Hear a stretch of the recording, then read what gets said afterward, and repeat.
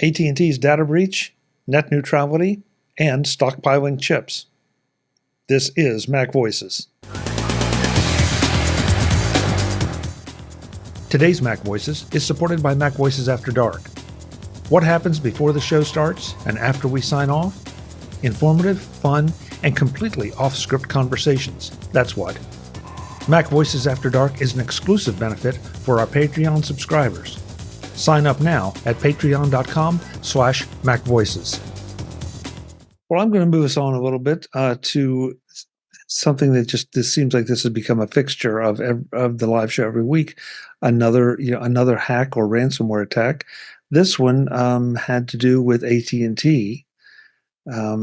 They stole 6 months of call logs. And then I've got to find it because I had it here a minute ago. And then there was a report that I'm really sorry, that AT&T paid to have paid the ransomware to try to get things back. I succeeded in losing it. There it is. So I guess if you're this I'm is an not AT&T a case. customer. Yeah, I am too. This is very, unhappy news. Yeah. What's worse, it was 2022 when this happened. Right. So I don't know. I don't even know what to say anymore about things like this, except because this goes beyond my password. These were call logs. So theoretically a hacker knew or has access to who I called, when I called them, probably where I called them from or where they're located, if we're talking cell towers are being involved. And now, with landlines being pretty much a thing of the past, everything, not everything, but most things are traveling over cell. And text message logs too, I think. I believe you're right, Jim. I don't think it's the text messages themselves, but they can, they know who you messaged and who messaged you. And the thing, I'm still waiting to see somebody give something definitive, but I thought that it was strongly frowned upon, if not prohibited, to pay ransomware in the United States. So I don't. Is it? It's generally advised against. Maybe frowned upon, but I don't think there's any legal. I thought there was at some point. I think it's done all the time, but and let's back up a level. Why is AT&T keeping this information? Why did they have it to be stolen? Right. Why is there 6 months of data on a server to be stolen? That shouldn't, they shouldn't have that historical data. That's an interesting point. Web? A couple of things. I think it's governments can't pay ransomware. I don't think the private sector has that same restrictions. But I did get the friendly little letter from AT&T at 2:00 today that said just data incident. I'm not going to read the whole thing, but the first paragraph. We're reaching out to let you know that some of your data was accessed without authorization. Although we have no current indication of any public release or illegal use of the data, we respect the privacy of your information and want to provide you with the details about the event. So anyway, the compromised data does not include the content of calls or text messages or personal information such as social security numbers, birth dates, and financial information. It also does not include some typical information you see in your users' details, such as timestamp calls or texts. So I got that email also. Yeah.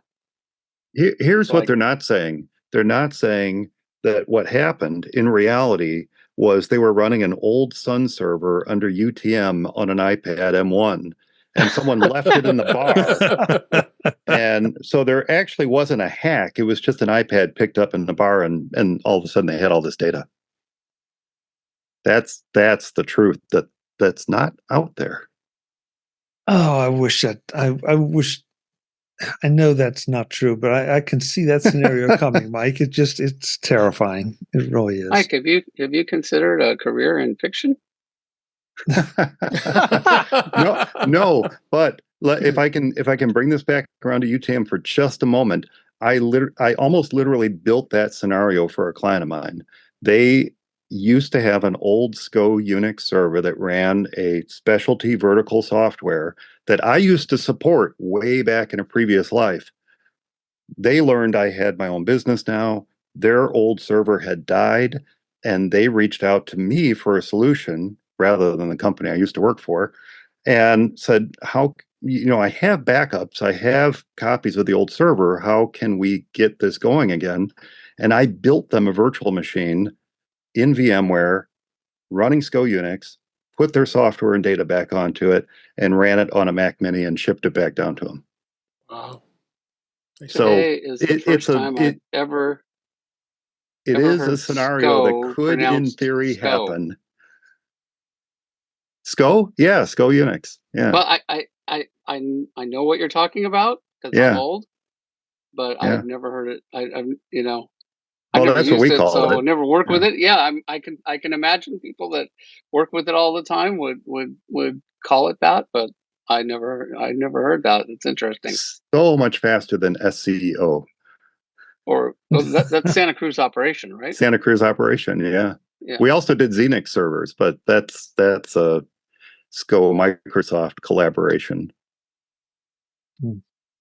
Brian, I'm sorry, I didn't mean to derail your conversation, Chuck. No. That's what we do here. I was gonna say, Yeah, nothing if unusual nobody about that. derailed it, we'd be like 5 minutes in and like, okay, time for After Dark. Yeah. Brian, though, you brought up an interesting point about the hack. Yeah, I just know I was reading through the article. It mentions more than just AT&T customers. Anyone who those AT&T customers interacted with, it mentions including landlines. So that's so many, and they're not getting letters. Well, what am I supposed to do with this letter? And I guess one question is, what is somebody going to do with this stolen information? It's hard to, for most people, like in my case, I can't imagine, how I, somebody knowing who I called in 2022. It's not going to be very exciting. No. But I'm just glad I was a very, very, very good boy in 2022. yeah, now 2023, then that's a Yeah. whole nother. Just wait till those call logs get out, Yeah. Marty. I'm kind of being feeling numb about all this stuff. It's coming at us so much in terms of Yeah. data breaches. It's like, here, let me just post it on the internet so you can grab it right away. Yes. You're eventually going to get it. So the thing I didn't like that kind of upset me in the article was, I guess they talked about Snowflake, and Snowflake kind of pushed it back on and said, it's really not our fault. Everybody should be doing multi-factor authentication. If they don't, it's on them. What? Well, AT&T should also be making backups, so it's on them. I mean, Yeah. why don't they have What do you mean? offline backups that they can restore from instead of paying the ransom? Well, we go it's back not to that Jim's. the data it's not that they don't have a copy of the data. How would a backup help? The point is that somebody who's not supposed to have the data has the data. Well, I know And, that, but why in pay this the case, ransom? it's like, what would paying a ransom do? Like, how could you ever possibly That's my point. guarantee that someone has, Yeah. destroyed all copies of this information? Yeah, And, that was my point, really. Yeah. Another AT&T, like, they thought they could and almost did get away with never disclosing this. This information, this disclosure is 2 years late. And I haven't seen anything about AT&T like, oh yeah, here's what we're going to do to, make sure this doesn't happen. They're just sort of like, well, this happened. Thought you might like to know. Not saying, well, it's not going to happen again or, whatever, not that they could guarantee that, but it doesn't really feel like AT&T gives a shit. Mhm. Good night, everyone. Don't forget to yeah. tip the wait staff on your way out. Yeah. Try the veal. What about MVNOs? What about Cricket? What about AT&T owned subsidiaries? Was that data stolen? Oh, Well, and Brian brought up in our private chat is if we're using iMessage and iMessages are encrypted, then we don't have anything to worry about. But even though it's They using didn't steal the content of messages. no, They stole. I think it's called pen register. Basically, it's the metadata about calls and messages. And I don't think iMessage is going to be involved because AT&T doesn't have that data to steal. It never was on iMessage information is not on AT&T servers. yeah, but are text messages that are not just regular SMS messages. Yeah, SMS messages, but Right. So like for me, that's only going to capture a very small fraction of my messages. it's just again we've talked about not that it's not bad. Yeah, we've talked about the whole iMessage thing here, the blue bubbles, the green bubbles, and all. Well, this is one of those times when the blue bubbles are definitely better. So It's always better, Chuck. yeah. Well, that's what I think, but what do I know? Wanted to bring this one up. I don't know that it bears a lot of discussion, but just net neutrality rules reinstatement temporarily halted by U.S. Appeals Court. Is this just a delaying tactic, you think? Or, because if I'm reading this right, that probably by the time this gets back around, we will have the next administration, whether exactly which administration that will be, we obviously don't know. But I just wonder how this is going to affect things going forward, given that it seems like the two parties have had such radically differing opinions on net neutrality. So, but just the fact that we had brought it up, I believe, probably months ago, and I felt like we should just do a quick follow-up on that. Anybody have any particular thoughts or opinions or concerns? Nothing Okay, that we It's can a- talk about on yeah. this show. Yeah. Yeah, it's a political football. Yeah. The politicians will figure it out and everything will be just fine. Mhm. Okay, thank you for clarifying that, Webb. I appreciate that. can we ask one or more of those who are responsible for developing these laws and ensuring that they're put in place to stand up and explain what net neutrality is and why it's important? Or are we going to just let them do what they want to without any real understanding of what they're passing laws to do? Oh, that never stopped them before. Well, there you go. There's your answer, Chuck. That's the answer to the story. All right, next story. This is an Apple related story, and I lost the story. Where is it? Apple's confidence in AI is leading Android makers to stockpile chips and prioritize AI features. Was this article written by an AI or the headline? Well, I don't know. I don't think 9 to 5 Mac has been known for that, but I mean, to me, it reads like a nonsense headline, at least. Well, Jim, that's kind of the way I felt about it. I kind of didn't understand what the big deal was here, other than the fact that Android. I don't want to say that Android is not relevant anymore, although there are times I start to think that, given some of the EU stances and some of the regulatory stances, because they seem to keep defining, the market as the iPhone and iOS universe, and never seem to worry about looking at the larger picture with Android.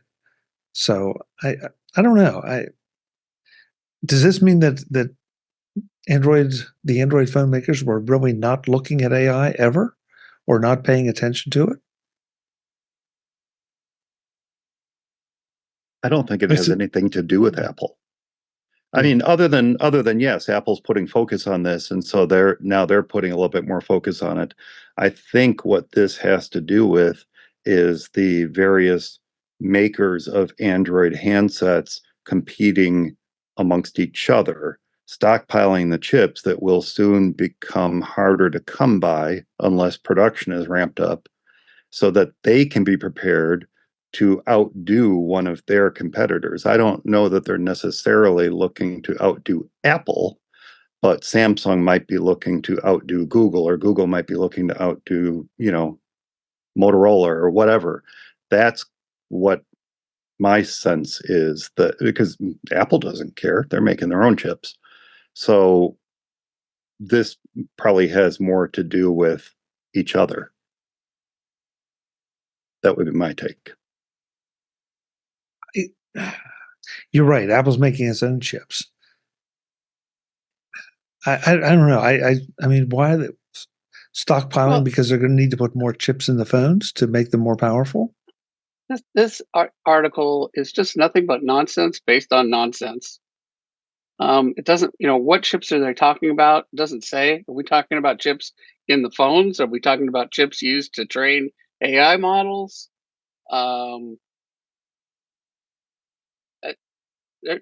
There's no information in this article. Well, it says that the system on a chip it seems suppliers yeah. Go ahead, Jim. I'm sorry. Well, I don't know. I better go read this Digitimes and see if that says anything.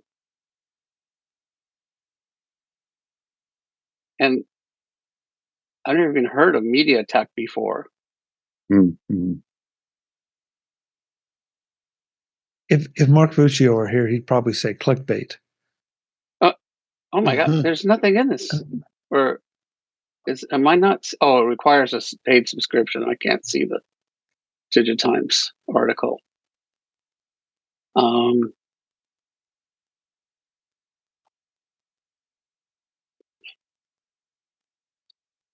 Well, it says beyond aggressive stockpiling, major brands are focusing on making their smartphones more appealing through the introduction and innovation of AI features. This has become a top priority, especially after Apple declared a significant push into the AI field. I think the key is the paragraph that Jim was focusing on, and it's not that and I missed this before and I apologize. It's not that the smartphone manufacturers are stockpiling on the chips. It's that Qualcomm and MediaTek are stockpiling the chips. Manufacturers. With the They're expectation. hoping that. Yes, Yeah, there you go. the hope. Samsung, Yeah. The hope and the expectation that the manufacturers like Google and Samsung and Motorola are going to move to 3 nanometer. Why do I keep stumbling over this? Maxstock Brain, 3 nanometer fabrication processes. So, yeah, it seems as if it's the chip manufacturers hoping that they'll be purchased up. So I misunderstood that part. The chip manufacturers, it sounds like hype from the chip manufacturers. And I don't think it's Maxstock Brain. I think it's just that this topic, is gobbledygook. So it's, hard to make any cogent discussion out of it because there's nothing there but quicksand.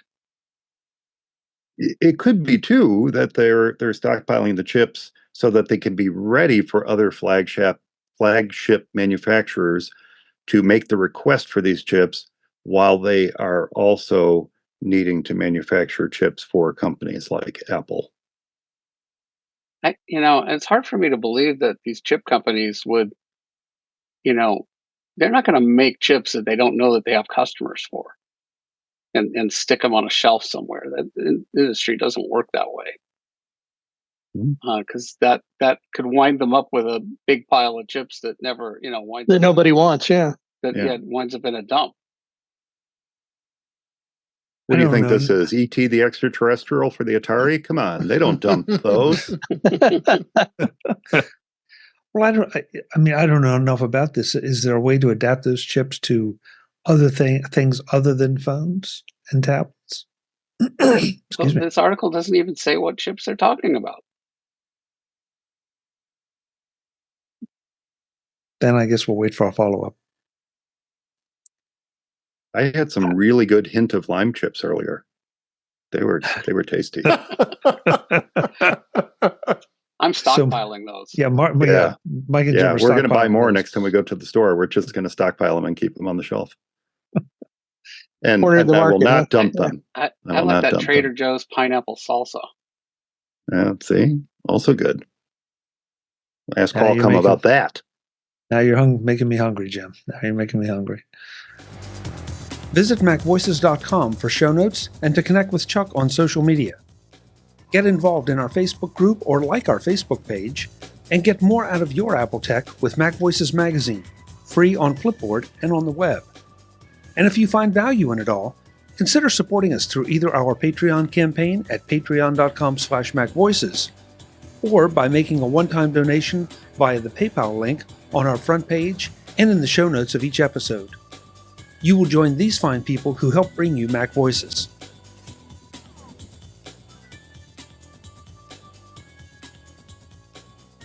Advertising handled by Backbeat Media at backbeatmedia.com. Bandwidth provided by CacheFly at cachefly.com.